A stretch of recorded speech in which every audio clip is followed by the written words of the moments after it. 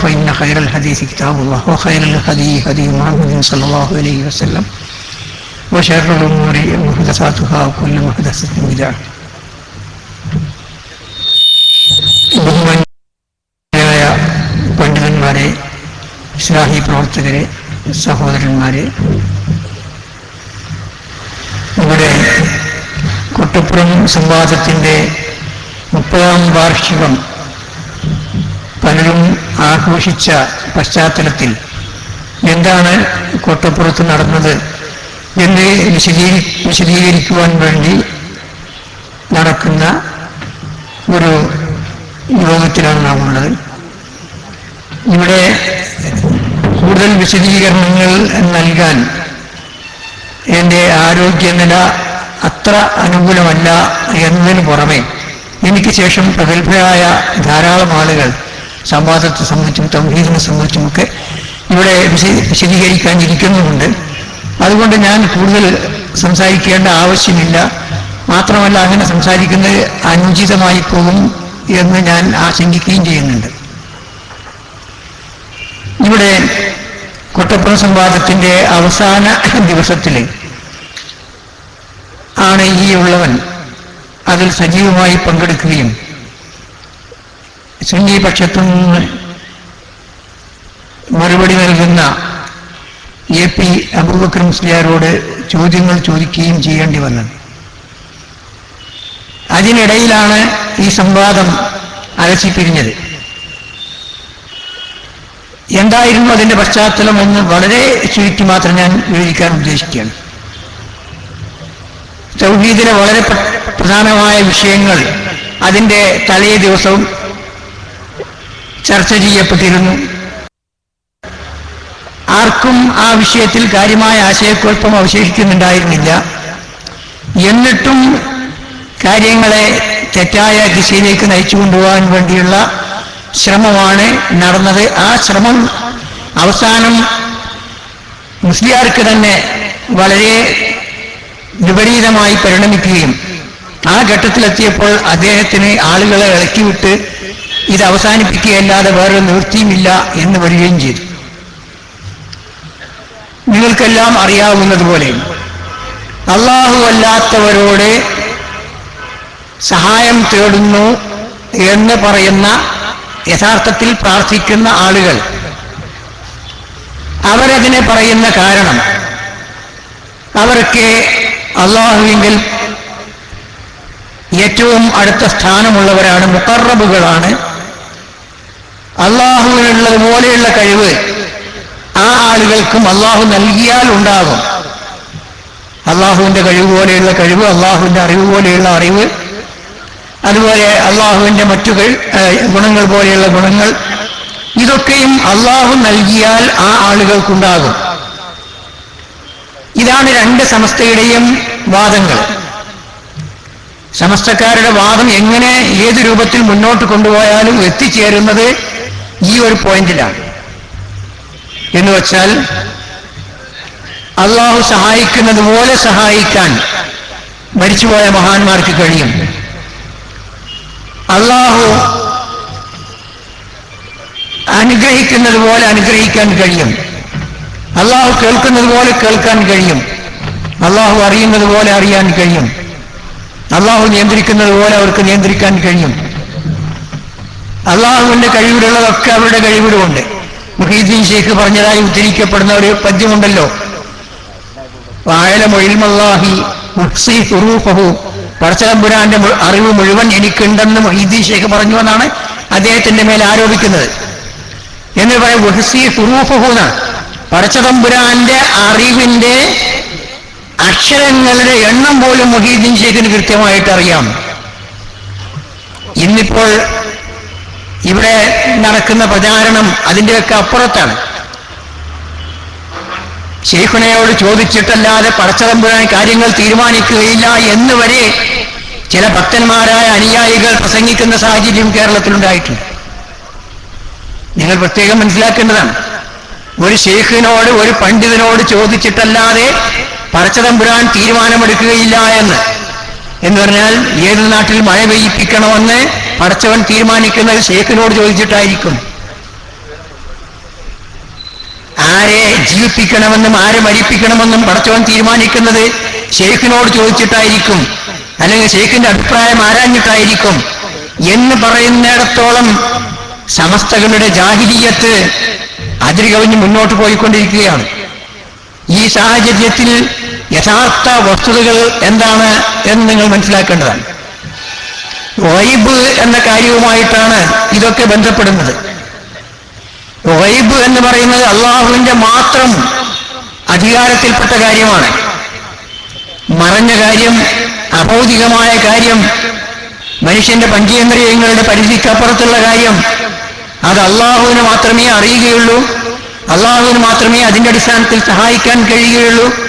അതിന്റെ അടിസ്ഥാനത്തിൽ കാര്യങ്ങൾ നിയന്ത്രിക്കാൻ അള്ളാഹുവിന് മാത്രമേ കഴിയുകയുള്ളൂ എന്നതാണ് നിർണായകമായ വിഷയം.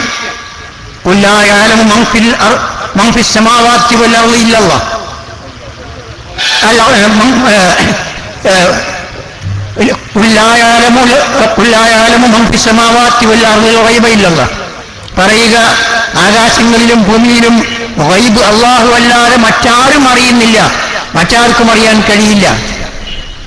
അതുപോലെ ആകാശഭൂമികളിലെ ഗൈബെല്ലാം തന്നെ അള്ളാഹുവിൻ്റെതാണ്, അള്ളാഹുവിന്റെ അധീനത്തിലുള്ളതാണ്.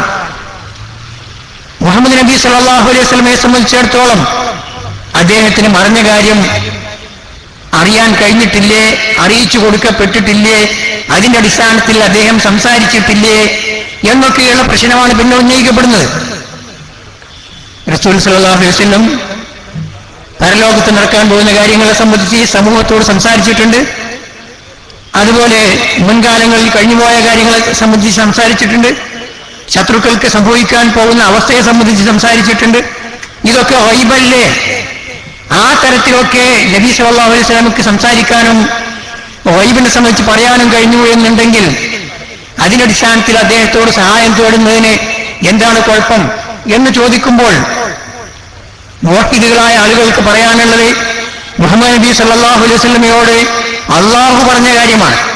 ഖുൽ ലാ അഖൂലു ലക്കും ഇൻദി ഖസായിനുല്ലാഹി വലാ അഅലമുൽ ഗൈബ. നീ പറയേണ്ടത് അള്ളാഹുവിന്റെ ഖജനാവുകൾ എന്റെ അധീനത്തിലാണെന്ന് ഞാൻ പറയുന്നില്ല.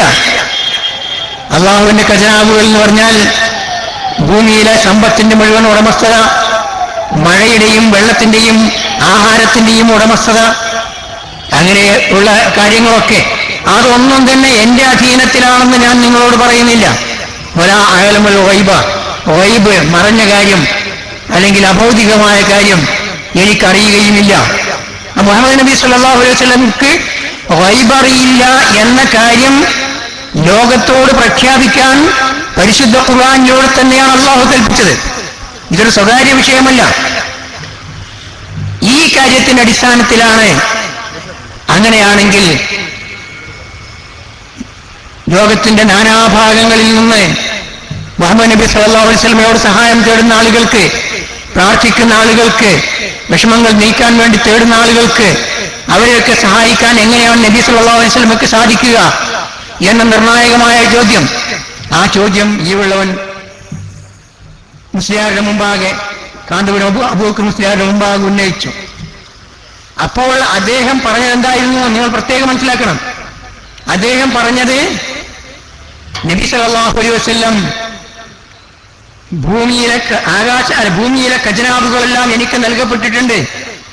ഊതീതു ഖസായിനൽ അർള്, ഈ ഭൂമിയുടെ ഖജനാവുകൾ മുഴുവൻ എനിക്ക് നൽകപ്പെട്ടിട്ടുണ്ട് എന്ന് പറഞ്ഞതുകൊണ്ട് നബി സല്ലല്ലാഹു അലൈഹി വസല്ലമക്ക് എല്ലാറ്റിന്റെയും ഉടമസ്ഥതയും എല്ലാറ്റിന്മേലുള്ള അധികാരവും എല്ലാറ്റിനെ സംബന്ധിച്ചുമുള്ള അറിവും ഉണ്ട് എന്നാണ് മനസ്സിലാക്കേണ്ടത്.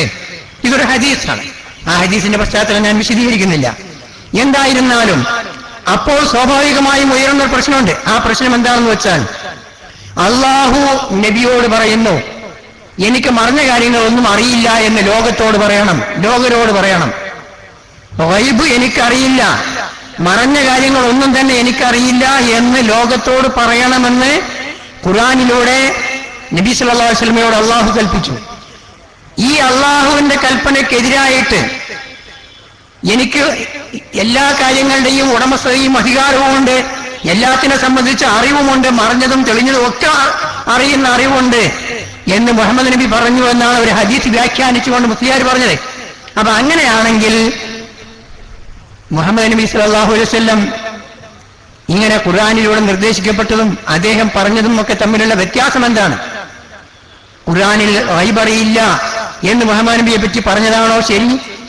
അതല്ല, അദ്ദേഹം പറഞ്ഞു എന്ന് ചൂണ്ടിക്കാണിക്കപ്പെടുന്ന വ്യാഖ്യാനിക്കപ്പെടുന്ന ഈ സർവത്തിന്റെയും മേലുള്ള അധികാരവും കഴിവും അറിവുമൊക്കെ മുഹമ്മദ് നബിക്കുണ്ട് എന്ന് പറയുന്നതാണോ ശരി എന്ന പ്രശ്നം വന്നപ്പോൾ മുസ്ലിയാർ പറഞ്ഞ എന്താണെന്ന് വെച്ചാൽ, എനിക്ക് ഗൈബ് അറിയില്ല എന്ന് പറയാനുള്ള നിർദ്ദേശം അത് കാഫിറുകളോട് പറയാനാണെന്ന്. കാഫിറുകൾ ചോദിച്ചാൽ, കാഫിറുകൾ ഗൈബിനെ സംബന്ധിച്ച് ചോദിച്ചാൽ എനിക്ക് ഗൈബ് അറിയില്ല എന്ന് പറയണം എന്നാണ് ഖുർആനിലെ നിർദ്ദേശം.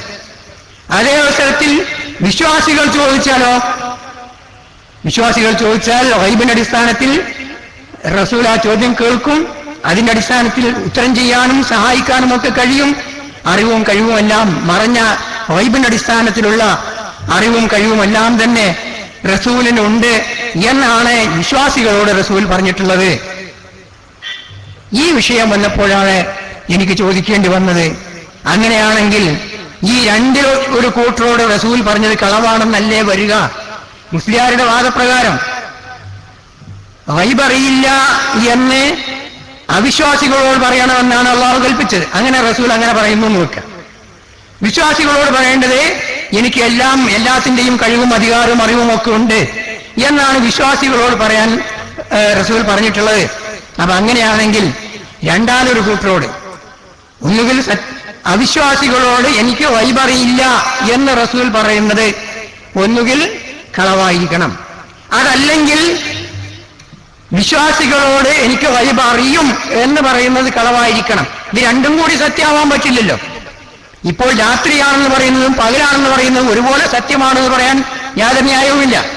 അപ്പൊ അതുപോലെ എനിക്ക് ഗൈബ് അറിയാം എന്ന് പറയുന്നതും ഗൈബ് അറിയില്ല എന്ന് പറയുന്നതും രണ്ടും ഒരുപോലെ സത്യമാവാൻ നിവൃത്തിയില്ല. രണ്ടിൽ ഒന്ന് കളവാകാനേ നിവൃത്തിയുള്ളൂ. അപ്പൊ അങ്ങനെയാണെങ്കിൽ രണ്ടിൽ ഒരു ഭാഗം ആളുകളോട് മുഹമ്മദ് നബി സല്ലല്ലാഹു അലൈഹി വസല്ലം കളവ് പറഞ്ഞു എന്നല്ലേ മുസ്ലിയാരുടെ വാദപ്രകാരം വരിക എന്ന് ചോദിച്ചു. അപ്പോഴാണ് മുഹമ്മദ് നബി കളവ് പറഞ്ഞു എന്ന് ഞാൻ പറഞ്ഞിട്ടുണ്ട് എന്ന് വരുത്തി തീർക്കാൻ വേണ്ടി ശ്രമിക്കുന്നത് അപകടമാണെന്ന് അദ്ദേഹം പറഞ്ഞു. യഥാർത്ഥത്തിൽ അദ്ദേഹത്തിന്റെ വാദത്തിന്റെ അനിവാര്യ ഫലമാണ് റസൂലിന് ഗൈബിനെ പറ്റി പറയാനുള്ളത് ഒരു കൂട്ടരോട് ഒരു വിധത്തിലും മറ്റൊരു കൂട്ടരോട് വേറൊരു വിധത്തിലുമാണ് എന്ന് പറഞ്ഞാൽ അതിന്റെ അനിവാര്യമായ ഫലമാണ് രണ്ടാമതൊരു കൂട്ടരോട് പറഞ്ഞത് കളവാവുക എന്നുള്ളത്. അത് അങ്ങനെ ആവില്ല എന്ന് ചോദിച്ചപ്പോൾ അദ്ദേഹം ഞാൻ അങ്ങനെ റസൂൽ കളവ് പറഞ്ഞു എന്ന് വരുത്തി തീർക്കാൻ വേണ്ടി ശ്രമിക്കുന്നത് അപകടമാണ് അപകടമാണ് അപകടമാണ് എന്ന് പറയുകയും അതോടുകൂടെ കൈകൊണ്ട് ആംഗ്യം കാണിക്കുകയും സദസ്സിലുള്ള ആളുകളെ ഒന്നിച്ച് ഇളക്കി വിടുകയും ചെയ്യുക എന്നതാണ് അദ്ദേഹം സ്വീകരിച്ച തന്ത്രം. ഇങ്ങനെയാണ് ഇത് കലാശിച്ചത്. കൊട്ടപ്പുറം പാടത്ത് നടന്ന സംവാദം ഈ രൂപത്തിലാണ് കലാശിച്ചത് എന്ന കാര്യം അതിന് സാക്ഷികളായ ആളുകൾക്കൊക്കെ അറിയാം. പക്ഷെ അന്ന് സാക്ഷികളായ ആളുകളുടെ കൂട്ടത്തിൽ കുറെ ആളുകൾ മരിച്ചു കഴിഞ്ഞതുകൊണ്ട് ഇപ്പോൾ വന്നിട്ട് കള്ളം പറഞ്ഞാൽ ഒരു കുഴപ്പവുമില്ല എന്ന് തോന്നുന്നത് കൊണ്ടാണ് ഇപ്പോ മുജാഹിദുകൾക്ക് ഉത്തരം മുട്ടിയിട്ടാണ് കൊട്ടപ്പുറത്തെ സംവാദം അലസിപ്പിരിഞ്ഞത് എന്നൊക്കെ പ്രചരിപ്പിക്കുന്നത്. ഈ മറവിയാണല്ലോ, ജനങ്ങളുടെ മറവി. സാധാരണക്കാർ കാര്യങ്ങളൊക്കെ പെട്ടെന്ന് മറന്നു പോകുന്നതാണ് രാഷ്ട്രീയക്കാർക്കും ഉള്ള സൗകര്യം, അതുതന്നെയാണ് പുരോഹിതന്മാർക്കും ഉള്ള സൗകര്യം. അപ്പൊ അങ്ങനെ ജനങ്ങൾ മറന്നു പോകാൻ പാടില്ല. ഇവിടെ യഥാർത്ഥത്തിൽ ഉത്തരം മുട്ടുക എന്നതല്ല കാരണം, ചോദ്യം മുജാഹിദുകൾക്ക് ഉത്തരം മുട്ടുക എന്നാണ്. മുജാഹിദുകൾ ഉത്തരം പറയുമ്പോഴാണ് നടന്നതെങ്കിലല്ലേ പറയാൻ പറ്റുള്ളൂ. കാന്തപുരം മുസ്ലിയാരുടെ ചോദ്യത്തിന് ഞാനോ എ.പി. അബ്ദുൽ ഖാദർ മൗലവിയോ CP മുർസലമിയോ മറുപടി പറയുന്ന സമയത്താണ് ഇത് അലസിപ്പിരിഞ്ഞത് എന്നാണ് പറയുന്നതെന്നുണ്ടെങ്കിൽ അത് ന്യായമാണ്. പക്ഷെ അങ്ങനെ ആയിരുന്നില്ലല്ലോ. സംവാദത്തിന്റെ അവസാനത്തെ ദിവസം ഈ ഉള്ളവൻ ചോദ്യങ്ങൾ ചോദിക്കുകയും കാന്തപുരം മുസ്ലിയാർ ഉത്തരം പറയുകയും ചെയ്യുന്ന സമയത്താണ് അലസിപ്പിരിഞ്ഞത് എന്ന കാര്യം അതിന് സാക്ഷികളായ ആളുകൾക്കൊക്കെ അറിയാവുന്നതാണ്. അന്നത്തെ വാദപ്രതിവാദത്തിന്റെ കാസറ്റുകൾ എത്രയോ ആളുകൾ എത്രയോ കാലമായിട്ട് പരിശോധിക്കുകയും പഠനവിധേയമാക്കുകയും ഒക്കെ ചെയ്തിട്ടുണ്ട്. അതിന്റെ അടിസ്ഥാനത്തിൽ പുസ്തകങ്ങൾ എഴുതപ്പെട്ടിട്ടുണ്ട്. ഞാനത് കൂടുതൽ വിശദീകരിക്കുന്നില്ല. പിന്നെ ഒരു കാര്യം വളരെ പ്രധാനമായി നിങ്ങൾ മനസ്സിലാക്കേണ്ടത്, രണ്ട് സമസ്തക്കാരുടെയും അഭിപ്രായ പ്രകാരം അവർ ഇമാമുകളെ സ്വീകരിക്കേണ്ടവൻ, ഇമാമുകളുടെ അഭിപ്രായം പൂർണ്ണമായും പരിഗണിക്കുകയും ഇമാമുകളുടെ അഭിപ്രായ പ്രകാരം ജീവിക്കുകയും ചെയ്യേണ്ടവരാണ്. സമസ്തക്കാരുടെ പാഠപുസ്തകങ്ങളിലും അവരുടെ സാഹിത്യങ്ങളിലുമൊക്കെ പറഞ്ഞിട്ടുള്ളതനുസരിച്ച് രണ്ട് സമസ്തക്കാർക്കും 4 ഒരു മദ്ഹബ് പിന്തുടർന്നേ പറ്റൂ. മലബാറിലെ സമസ്തക്കാരൊക്കെ ഫിഖ്ഹിന്റെ വിഷയത്തിൽ ഷാഫി മദ്ഹബാണ് പിന്തുടരുന്നത്. ഇമാം ഷാഫി പറഞ്ഞത് മാത്രമേ, അള്ളാഹു പറഞ്ഞാലും ശരി റസൂല് പറഞ്ഞാലും ശരി അതൊക്കെ മാറ്റിവെച്ചിട്ട് ഇമാം ഷാഫി പറയുന്നത് എന്താണോ അതനുസരിച്ചാണ് ജീവിക്കേണ്ടത് എന്നതാണ് മലബാറിലെ സമസ്തക്കാരുടെ നിലപാട്. അതേ അവസരത്തില് അള്ളാഹു എന്ത് പറഞ്ഞാലും റസൂൽ എന്ത് പറഞ്ഞാലും ശരി ഇമാം അബൂ ഹനീഫ എന്താണോ പറഞ്ഞത് അതനുസരിച്ചാണ് തെക്കൻ കേരളത്തിലെ സമസ്തക്കാർ ജീവിക്കേണ്ടത് എന്നാണ് അവിടുത്തെ നിലപാട്. സമസ്തയുടെ പാഠപുസ്തകങ്ങളൊക്കെ നിങ്ങൾ നോക്കിയാൽ ഷാഫി മദ്ഹബ് പ്രകാരമുള്ള പാഠപുസ്തകങ്ങൾ സമസ്ത കോഴിക്കോട്ട് നിന്ന് തന്നെ പ്രസിദ്ധീകരിക്കുന്നുണ്ട്. ഹനഫി മദ്ഹബ് പ്രകാരമുള്ള പാഠപുസ്തകങ്ങളും പ്രസിദ്ധീകരിക്കുന്നുണ്ട്.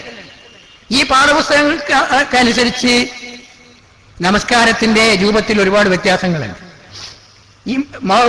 ഇമാമ ഫാത്തിഹ ഓതുമ്പോൾ മൗമൂമ ഫാത്തിഹ ഓതാൻ പാടില്ല എന്നാണ് ഹനഫി മദ്ഹബ്, ഓതൽ നിർബന്ധമാണെന്നാണ് ഷാഫി മദ്ഹബ്.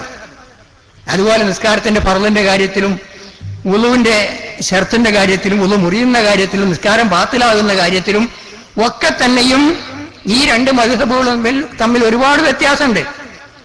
അതിൽ ഏതാണ് ശരി തെറ്റ് എന്നൊക്കെയുള്ള കാര്യത്തെ സംബന്ധിച്ച് അന്വേഷിച്ച വളരെ വിചിത്രമായ മറുപടിയാണ് കിട്ടുക. ഞാൻ എന്റെ സംസാരം നീട്ടിക്കൊണ്ടുപോകാൻ ഉദ്ദേശിക്കുന്നില്ല. ഹജ്ജിന് പോകുന്ന പല ആളുകളോടും ഇവിടുത്തെ സമസ്തക്കാരായ മുസ്ലിയാന്മാർ ഉപദേശിക്കാറുള്ളത് നിങ്ങൾ അവിടെ ചെന്ന ഹനഫി മദ്ഹബുകാരായിട്ട് മാറിക്കൊള്ളുന്ന. ഇവിടെ നാട്ടിൽ ജീവിക്കുമ്പോൾ ഷാഫി മദ്ഹബുകാരായിട്ട് ജീവിക്കുക, അവിടെ ചെന്ന ഹനഫി മദ്ഹബുകാരായിട്ട് മാറുക. കാരണം എന്താണ്? തവാഫിനിടയിൽ പെണ്ണുങ്ങളെ ആരെങ്കിലും തൊട്ടുപോകാനിടയുണ്ട്. അങ്ങനെ പെണ്ണുങ്ങളെ അബദ്ധത്തിൽ തൊട്ടുപോയാൽ ഉളു മുറിയും.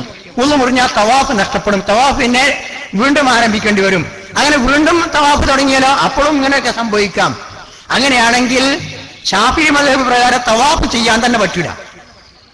ഇടയ്ക്ക് അബദ്ധത്തിൽ തിരക്കിനിടയിൽ തവാഫ് ചെയ്യുമ്പോൾ സ്ത്രീകളുടെ കയ്യോ കാലോ തൊട്ടുപോയാൽ അവിടെ വെച്ച് ഉളു മുറിയുകയും തവാഫ് അവസാനിക്കുകയും ചെയ്യും. അപ്പൊ അതുകൊണ്ട് നിങ്ങൾ അവിടെ ചെല്ലുമ്പോൾ, മക്കത്ത് ചെല്ലുമ്പോൾ ഷാഫി മദ്ഹബ് എന്നത് ഒഴിവാക്കിയിട്ട് ഹനഫി മദ്ഹബ് സ്വീകരിച്ചേക്കൂ. മലബാറിൽ തിരിച്ചെത്തിയ വീണ്ടും ഷാഫി മദ്ഹബ് സ്വീകരിച്ചേക്കൂ. ഇന്നിങ്ങനെയാണ് ചില മുസ്ലിയാന്മാർ ഉപദേശിക്കാറുള്ളത്. ഞാൻ ആ വിഷയം നീട്ടി പറയുന്നില്ല. അപ്പൊ എന്തായിരുന്നാലും സമസ്തക്കാര് ഇസ്ലാമിക വിഷയങ്ങളിലെ ഫിഖ്ഹിയായ കാര്യങ്ങൾ എന്ന് പറഞ്ഞാൽ നമസ്കാരം, നോമ്പ്, സക്കാത്ത് പോലെയുള്ള അനുഷ്ഠാന കർമ്മങ്ങൾ സംബന്ധിച്ച കാര്യങ്ങളൊക്കെ ഇമാം ഷാഫി എന്താണോ പറഞ്ഞത് അതനുസരിച്ച് മാത്രമേ നിർവഹിക്കാൻ പാടുള്ളൂ എന്നാണ്. വിശ്വാസ കാര്യത്തെ സംബന്ധിച്ച് അവരുടെ നിലപാട് എന്താണെന്ന് പറഞ്ഞാൽ അബുൽ ഹസൻ അശ്അരി എന്ന് പറയുന്ന ഇമാമിന്റെ അഭിപ്രായ പ്രകാരം മാത്രമേ വിശ്വാസം സ്വീകരിക്കാൻ പാടുള്ളൂ എന്നാണ്.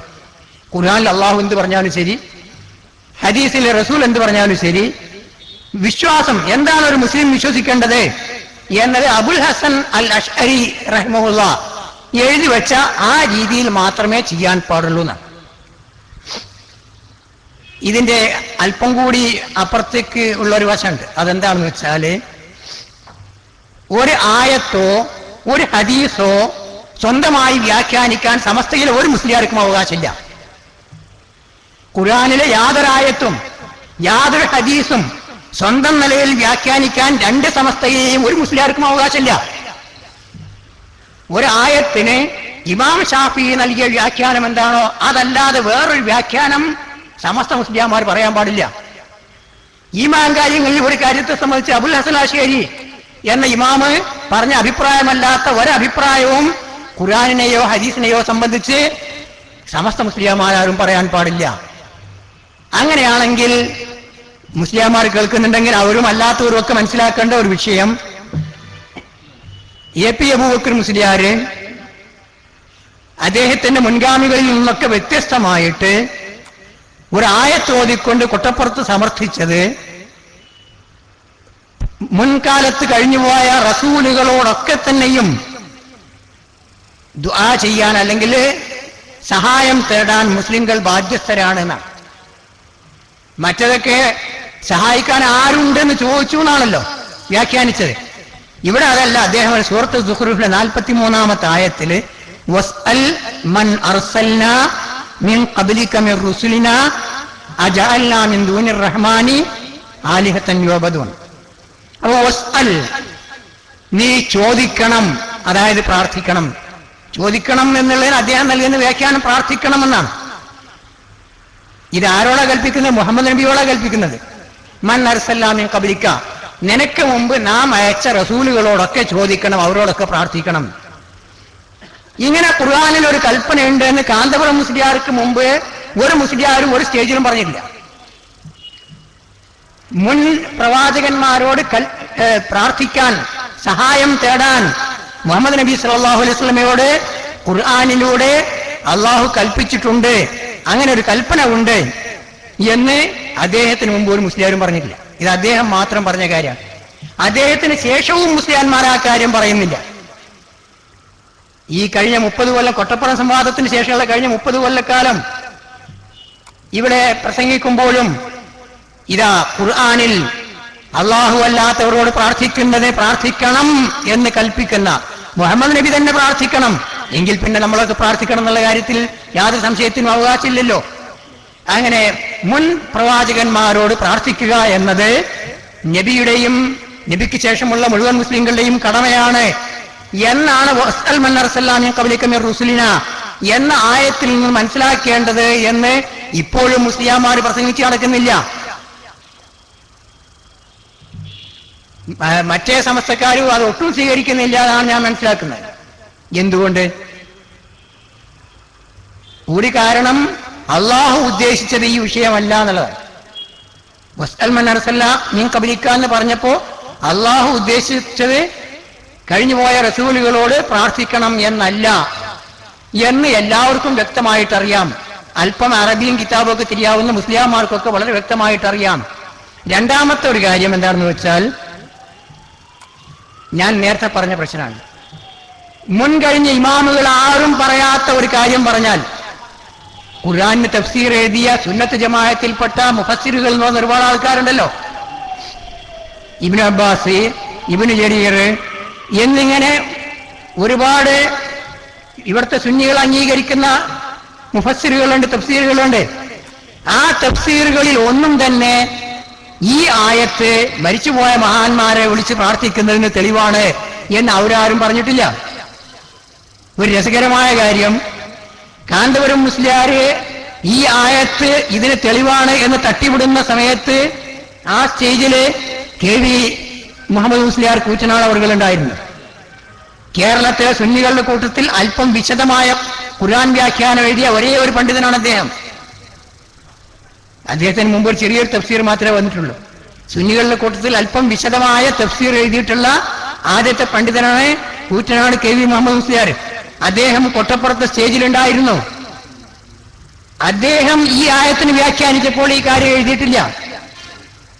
കൂറ്റനാടിന്റെ ഖുർആൻ വ്യാഖ്യാനത്തില് വസ്അൽ മൻ അർസൽനാ മിൻ ഖബ്ലിക എന്ന ആയത്ത് മരിച്ചുപോയ മഹാന്മാരെ വിളിച്ചു പ്രാർത്ഥിക്കുന്നതിന് തെളിവാണ് എന്ന് കൂറ്റനാട് മുസ്ലിയാർ എഴുതിയിട്ടില്ല. അതിനുശേഷവും ആ സമസ്തക്കാരെ, കൂറ്റനാടിന്റെ പക്ഷത്തുള്ള സമസ്തക്കാരും തന്നെ അതൊരു തെളിവായിട്ട് ഉന്നയിച്ചിട്ടില്ല. അത് ഇവിടെ കൊട്ടപ്പുറത്ത് വിഷയം അവതരിപ്പിച്ചെന്ന നാട്ടിക മുസ്ലിയാർക്ക് ആ കാര്യം ബോധ്യപ്പെട്ടതുകൊണ്ടാണ് നേരത്തെ CP ഉദ്ധരിച്ച പരാമർശം അദ്ദേഹം നടത്തിയത്. ഞാനത് ആവർത്തിക്കേണ്ട ആവശ്യമില്ല. അപ്പോ ഇതാണ് തെളിവിന്റെ വിഷയം. ഖുർആനിനെ പൂർവികരായ ഇമാമുകൾ, ഇമാം ഷാഫിയോ ഇമാം അബുൽ ഹസൻ അശ്ശരീയോ വിശദീകരിച്ചതിന്റെ അടിസ്ഥാനത്തിലല്ലാതെ വിശദീകരിക്കാൻ അധികാരവും അവകാശവും ഇല്ലാത്തവരാണ് കേരളത്തിലെ 2 സംസ്ഥയിലെയും മുസ്ലിയാന്മാരെ. അവർക്ക് വസ്അൽ മൻ അർസൽനാ എന്ന ആയത്ത് ഓതിയിട്ട് മുമ്പുള്ള തഫ്സീറുകളിൽ ഒന്നും പറയാത്ത തരത്തിൽ ഇത് മരിച്ചുപോയവരെ വിളിച്ചു പ്രാർത്ഥിക്കുന്നതിനുള്ള തെളിവാണ് എന്ന് പറയാൻ ധാർമ്മികമായി യാതൊരു അവകാശവുമില്ല. ഇന്നും ഒരു സ്റ്റേജിൽ നിന്ന് ധൈര്യമായിട്ട് ഇതാ ഈ ആയത്ത് മരിച്ചുപോയ മഹാന്മാരെ വിളിച്ചു പ്രാർത്ഥിക്കാൻ തെളിവാണ് എന്ന് പറയാൻ മുസ്ലിയാന്മാരിൽ പല ആളുകൾക്കും ചങ്കൂറ്റമില്ല എന്നാണ് ഞാൻ മനസ്സിലാക്കുന്നത്. അതുപോലെ കാന്തപുരം മുസ്ലിയാര് കൊട്ടപ്പുറത്ത് ഉന്നയിച്ച പ്രശ്നം, മഹാന്മാരായ ഔലിയാക്കന്മാരും അമ്പിയാക്കന്മാരും ഒക്കെ ജീവിച്ചിരിക്കുമ്പോഴും മരിച്ചു കഴിഞ്ഞാലും ഒരുപോലെയാണ്.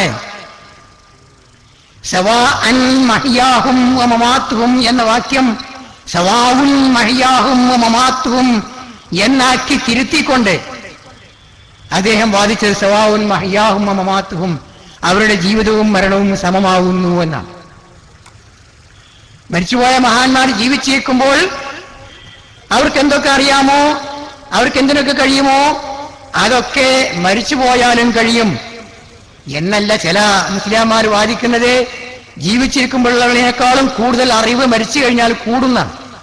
ജീവിച്ചിരിക്കുമ്പോൾ അത്ര അറിവല്ല, അതിനേക്കാളും കൂടിയ അറിവ് മയ്യത്തായി കഴിഞ്ഞാൽ ഉണ്ടാകുന്നതാണ്. ജീവിച്ചിരിക്കുമ്പോൾ അത്ര കഴിവല്ല, അതിന്റെ അനേകം ഇരട്ടി കഴിവ് മരിച്ചു കഴിഞ്ഞാൽ ഉണ്ടാകുന്നതാണ്. ഇത് സമർത്ഥിക്കാൻ വേണ്ടി കാന്തപുരം മുസ്ലിയാർക്ക് മുമ്പ് കേരളത്തിലെ ഒരു സുന്നി പണ്ഡിതനും ഒരു വാദപ്രതിവാദ വേദിയിലും ഈ ആയത്ത് ഉദ്ധരിച്ചിട്ടുണ്ടായിരുന്നില്ല. സൂറത്ത് ജാസിയയിലെ 21-ാമത്തെ ആയത്ത്, അം ഹസിബല്ലദീന യജ്റഹു സയ്യിആതി അൻ നജഅലഹും കല്ലദീന ആമനു വഅമിലുസ് സ്വാലിഹാത്തി സവാഅൻ മഹ്യാഹും വമമാത്തുഹും സാഅ മാ യഹ്കുമൂൻ. അക്രമികളായ ആളുകൾ വിചാരിച്ചിരിക്കുകയാണോ ആ ജീവനപ്പാണിപോലെ തരണത്തിന് ശേഷവും അവർക്ക് പ്രമാണിത്വം ഉണ്ടാകുമെന്ന് വിചാരിച്ചിരിക്കുകയാണോ? അബൂജഹലിനും അബൂലഹബിനും ഒക്കെ അവരുടെ ജീവിതകാലത്ത് അവർ വിചാരിക്കുന്ന പ്രമാണിത്വം, അതേ പ്രമാണിത്വം മരിച്ചു കഴിഞ്ഞാലും പരലോകത്തെത്തിയാലും ആ പ്രമാണിത്വം നിലനിർത്താൻ കഴിയും എന്ന് അവർ വിചാരിച്ചിരിക്കുകയാണോ എന്നാണ് പടച്ചതമ്പുരാൻ ചോദിക്കുന്നത്.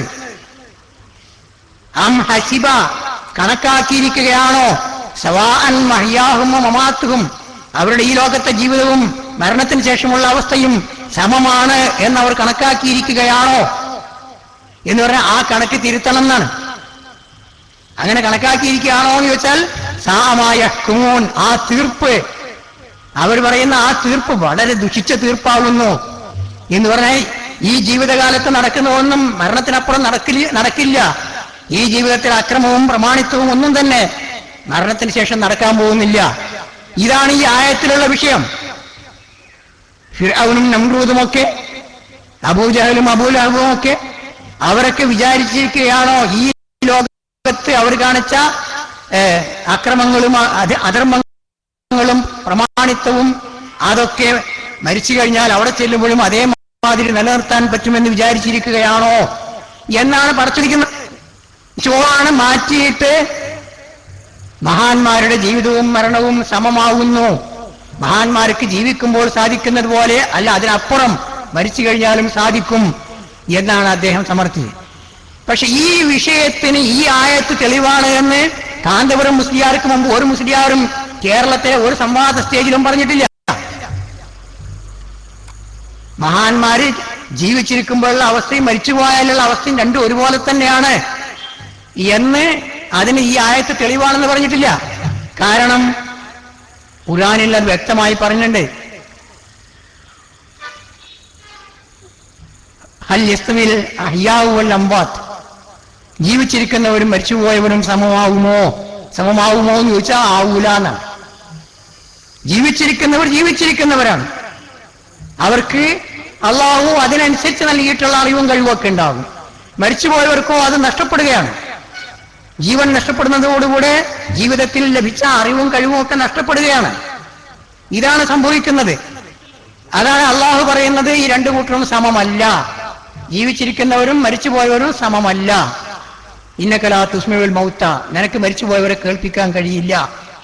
അതുമായിട്ട് ബന്ധപ്പെട്ട വാദവിവാദങ്ങളിലേക്കൊന്നും ഞാൻ കടക്കാൻ ഉദ്ദേശിക്കുന്നില്ല. അപ്പൊ മരിച്ചുപോയവരും ജീവിച്ചിരിക്കുന്നവരും സമമല്ല എന്ന് അള്ളാഹു പല ആയത്തുകളിലൂടെയും വ്യക്തമാക്കി തന്നിരിക്കെ ഈ സവാഅൻ മഹ്യാഹും എന്നുള്ളത് മാറ്റിയിട്ട് സവാഉൻ മഹ്യാഹും വമമാത്തുഹും എന്ന് ഓതിക്കൊണ്ട് മരിച്ചുപോയവരും ജീവിച്ചിരിക്കുന്നവരും ഒക്കെ ഒരുപോലെയാണ് എന്നാണ് കൊട്ടപ്പുറം സ്റ്റേജിൽ കാന്തപുരം മുസ്ലിയാർ സമർത്ഥിച്ചത്. ഈ തരത്തിലുള്ള ഒരു സമർത്ഥനം, ആയത്തിന്റെ ഉദ്ദേശത്തെ നേരെ തലകീഴായി മറിക്കുന്ന സമർത്ഥനം, അതതിനു മുമ്പ് വേറെ മുസ്ലിയാമാരും ആരും നടത്തിയിട്ടില്ല. ഇപ്പോഴും പല മുസ്ലിയാന്മാർക്കും അതങ്ങനെ പറയാൻ ധൈര്യമില്ല. ഇനിയോ വേറൊരു കാര്യം കൂടി ഞാൻ പറയാൻ ഉദ്ദേശിക്കുകയാണ്. ഇപ്പൊ അടുത്തൊരു സംവാദം നടന്നു, ഞാനതിൽ പങ്കെടുത്തിട്ടൊന്നുമില്ല. പക്ഷേ കോടമ്പുഴ സംവാദം, ആ സംവാദത്തില് കാന്തപുരത്തിന്റെ ഉത്തമ ശിഷ്യന്മാരായ അഹ്സനിമാര് മുജാഹിദുകൾക്കെതിരില് കാന്തപുരം കൊട്ടപ്പുറത്ത് ഓതിയ ഒരായത്ത് പോലും ഓതിയില്ലാതാണ് ഞാൻ കേട്ടത്. മരിച്ചവരെ വിളിച്ചു പ്രാർത്ഥിക്കാനും മരിച്ചവരും ജീവിച്ചിരിക്കുന്നവരും ഒരുപോലെയാണ് എന്ന് സമർത്ഥിക്കാനുമൊക്കെ കാന്തപുരം അബൂബക്കർ മുസ്ലിയാർ കൊട്ടപ്പുറത്ത് ഓതിയ ഒരായത്തും കോടമ്പുഴയിലെ അദ്ദേഹത്തിന്റെ ശിഷ്യന്മാരായ അഹ്സനിമാർ ഓതിയില്ല. അവർ വേറെ ഒന്നാണ് ഇറക്കുമതി ചെയ്തത്, ഉള്ളുർണ എന്നൊരു വാക്ക്. ഉള്ളുർണ എന്ന് പറഞ്ഞാൽ ഞങ്ങളെ നോക്കണേ എന്ന് പറഞ്ഞാൽ ഞങ്ങളുടെ ജീവിതത്തിലെ പ്രശ്നങ്ങളൊക്കെ തീർക്കണേ, ഞങ്ങളുടെ പ്രാർത്ഥന സ്വീകരിക്കണേ, ഞങ്ങളുടെ അപകടത്തിൽ നിന്ന് രക്ഷിക്കണേ എന്നൊക്കെയാണ് ഉള്ളുർണ എന്ന വാക്കിന്റെ അർത്ഥം എന്ന് പറഞ്ഞിട്ടൊരു പുതിയ വാദവുമായിട്ടാണ് ഇപ്പൊ കൊട്ടപ്പുറത്ത് വന്നത്. ആ ഉള്ളുർണ അപ്പൊ ഇങ്ങനെ ഓരോ ഘട്ടത്തിൽ ഓരോ തരത്തിലുള്ള ദുർവ്യാഖ്യാനങ്ങൾ നടത്തുക, അത് വിലപ്പോകുന്നില്ല എന്ന് കാണുമ്പോൾ വേറെ ദുർവ്യാഖ്യാനത്തിന്റെ പഴുതന്വേഷിക്കുക, അങ്ങനെ ദുർവ്യാഖ്യാനങ്ങളിലൂടെ നിരന്തരം ജീവിക്കുകയും മുന്നേറുകയും ജനങ്ങളെ കബളിപ്പിക്കുകയും ജനങ്ങളെ ചൂഷണം ചെയ്യുകയും ചെയ്യുക എന്നതാണ് രണ്ട് സമസ്തകളും ഒരുപോലെ നടത്തിക്കൊണ്ടിരിക്കുന്ന വിഷയം. അത് അംഗീകരിക്കുന്ന, അത് അന്ധമായി സ്വീകരിക്കുന്ന എന്ന് മാത്രമല്ല, അതിനപ്പുറത്ത് വഹാബികളെ തോൽപ്പിക്കാൻ വേണ്ടി ഏത് കളവും പറയാം, വഹാബികളെ തോൽപ്പിക്കാൻ വേണ്ടി ആയത്തിന് ഇല്ലാത്ത അർത്ഥം പറയാം, ഹദീസിന് ഇല്ലാത്ത അർത്ഥം പറയാം. അങ്ങനെ പറയുന്നത് മഹത്വമാണ്, അതാണ് മഹത്വം എന്നുള്ള ആശയമാണ് ഇവിടുത്തെ യാഥാസ്ഥിതിക പണ്ഡിതന്മാരിൽ പല ആളുകളും വെച്ചു പുലർത്തുന്നത്.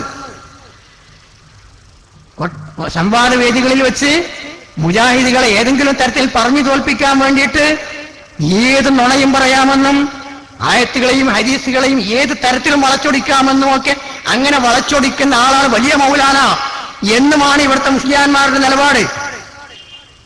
പക്ഷെ ഇതിന്റെയൊക്കെ ഇടയില് അള്ളാഹുവിന്റെ അനുഗ്രഹത്താൽ കേരളത്തില് 10,000-കണക്കിന് ആളുകൾ ഖുർആൻ പഠിച്ചുകൊണ്ടിരിക്കുന്നുണ്ട്, ഖുർആൻ സൂക്ഷ്മമായി പഠിച്ചുകൊണ്ടിരിക്കുന്നുണ്ട്. ഫാത്തിഹ മുതൽ സൂറത്തുൻ നാസ് വരെയുള്ള ആയത്തുകളിൽ എന്തൊക്കെയാണ് അടങ്ങിയിട്ടുള്ളത് എന്ന് അറബി ഭാഷ പഠിച്ചുകൊണ്ട് തന്നെ 10,000-കണക്കിന് ആളുകൾ കേരളത്തിൽ ഖുർആൻ പഠിച്ചുകൊണ്ടിരിക്കുന്നുണ്ട്. ആ ആളുകളെയെങ്കിലും ഈ മുസ്ലിയാമാർക്ക് കബളിപ്പിക്കാൻ കഴിയില്ല എന്നുള്ള കാര്യം ഉറപ്പാണ്. തൗഹീദിന്റെ വക്താക്കളെ സംബന്ധിച്ചിടത്തോളം ആളുകളുടെ എണ്ണം ഒരുപാടുണ്ടാവുക എന്ന വിഷയമല്ല. അള്ളാഹുവിന്റെ ഗ്രന്ഥവും റസൂൽ സല്ലല്ലാഹു അലൈഹി വസല്ലമയിൽ നിന്നും സഹീഹായി റിവായത്ത് ചെയ്യപ്പെട്ട ഹദീസുകളുമൊക്കെ അതാണ് ഇസ്ലാമിന്റെ അടിസ്ഥാന പ്രമാണം. ഏതെങ്കിലും മുസ്ലിയാമാർ നടത്തുന്ന ദുർവ്യാഖ്യാനങ്ങളല്ല എന്ന യാഥാർത്ഥ്യം അറിയുന്ന കുറെ ആളുകൾ, ആ ആളുകളുടെ എണ്ണം മുമ്പ് വളരെ കുറവായിരുന്നു. ഇപ്പോൾ 10,000-കണക്കിന് ആളുകൾ ഖുർആനും ഹദീസും പഠിച്ചുകൊണ്ടിരിക്കുകയാണ്. അപ്പൊ അതുകൊണ്ട് ദുർവ്യാഖ്യാനങ്ങൾ ഒരു വലിയ ഭാഗം ആളുകളുടെ മുമ്പാകെ ചെലവാകാത്ത, വിലപ്പോകാത്ത ഒരു കാലഘട്ടത്തിലാണ് നാം ജീവിക്കുന്നത്. ഇത് മുസ്ലിംമാർ മനസ്സിലാക്കുന്നത്, നേരത്തെ മനസ്സിലാക്കുന്നത് അവർക്ക് നല്ലതാണ് എന്ന് മാത്രമാണ് ഈ സമയത്ത് എനിക്ക് പറയാനുള്ളത്. ഞാൻ എൻ്റെ സംസാരം നീട്ടിക്കൊണ്ടുപോകുന്നില്ല. ഇവിടെ വളരെ വിശദമായി ഈ വിഷയങ്ങളൊക്കെ ചർച്ച ചെയ്യപ്പെടും. എന്തായിരുന്നാലും കൊട്ടപ്പുറം സംവാദത്തിന് ചിന്തിക്കുന്ന ആളുകൾക്കിടയിൽ, കേവലം മൗലവിമാർക്കിടയിൽ മാത്രമല്ല, ഇസ്ലാമിനെ സംബന്ധിച്ചും അതിന്റെ പ്രമാണങ്ങളെ സംബന്ധിച്ചും അടിസ്ഥാനപരമായി ചിന്തിക്കുന്ന ആളുകളുടെ മനസ്സില് കൊട്ടപ്പുറം സംവാദത്തിൽ നിർണായകമായ സ്വാധീനം ചെലുത്താൻ കഴിഞ്ഞിട്ടുണ്ട്. അതിൽ യാതൊരു സംശയവുമില്ല. ആ സംവാദത്തെ കാലം കഴിയുമ്പോൾ ആളുകൾ മറന്നുപോകുമെന്ന ധാരണയിൽ വീണ്ടും വീണ്ടും വികലമാക്കി അവതരിപ്പിക്കാൻ വേണ്ടി ശ്രമം നടത്തുമ്പോൾ തീർച്ചയായും അവർക്ക് മറുപടി പറയാൻ ഇവിടെ ആളുകൾ ഉണ്ടായിക്കൊണ്ടിരിക്കുമെന്ന കാര്യത്തിലും സംശയമില്ല. അതുകൊണ്ട് നമുക്ക് അള്ളാഹുവിന്റെ ദീനിനെ യഥോചിതം മനസ്സിലാക്കുവാനും ആ മനസ്സിലാക്കിയത് മറ്റുള്ളവർക്ക് മനസ്സിലാക്കി കൊടുക്കാനും, അങ്ങനെ നമ്മളും അവരുമൊക്കെ അവന്റെ സാക്ഷികളായി, സത്യത്തിന്റെ സാക്ഷികളായി ജീവിച്ചു മരിക്കാനും അള്ളാഹു നമ്മെ അനുഗ്രഹിക്കട്ടെ. എന്റെ വാക്കുകൾ അവസാനിപ്പിക്കുന്നു. അസ്സലാമു അലൈക്കും. കൊട്ടപ്പുറം സംവാദം